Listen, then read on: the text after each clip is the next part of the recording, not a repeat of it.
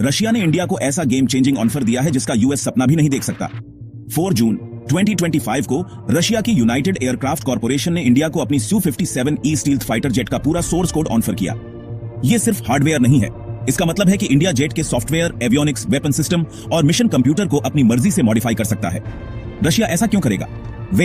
ये ज्यादातर इंडिया की मेक इन इंडिया और आत्मनिर्भर भारत पॉलिसीज की वजह से है। सोर्स कोड देकर रशिया इंडिया की फॉरेन टेक पर डिपेंडेंस कम करने में हेल्प कर रहा है। इंडिया अब आसानी से अपनी अस्त्र मिसाइलें, रुद्रम एंटी रेडिएशन मिसाइलें और यहां तक कि होम ग्रोन रडार और मिशन कंप्यूटर भी इंटीग्रेट कर सकता है। ये इंडिया की डिफेंस इंडस्ट्री के लिए एक बहुत बड़ा स्टेप है। प्लस ये मूव इंडिया के अपने AMCA स्टील्थ जेट प्रोग्राम को भी तेज कर सकता है। एक और एंगल भी है, रशिया का ऑफर सीधे US F-35 डील को चैलेंज करता है। अमेरिका कभी भी fighter jet source code share नहीं करता, यहां तक कि अपने सबसे करीबी सहयोगियों के साथ भी नहीं। अगर इंडिया रशिया को हां कहता है तो यह एक बड़ा स्टेटमेंट है। इंडिया सच्ची इंडिपेंडेंस चाहता है, बिना किसी कंडीशन के। जियोपॉलिटिक्स भी यहां एक रोल प्ले करती है।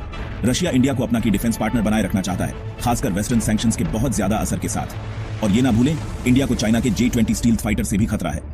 Su-57E इंडिया के फेवर में रीजनल बैलेंस को टिप कर सकता है, लेकिन चुनौतियां भी हैं। रशिया की प्रोडक्शन कैपेसिटी लिमिटेड है और US सैंक्शंस चीजों को कॉम्प्लिकेट कर सकते हैं। फिर भी ये ऑफर इंटरनेशनल डिफेंस डील्स के रूल्स को फिर से लिख सकता है। तो आपको क्या लगता है, क्या ये रशिया का अब तक का सबसे बोल्ड मूव है या एक रिस्की जुआ?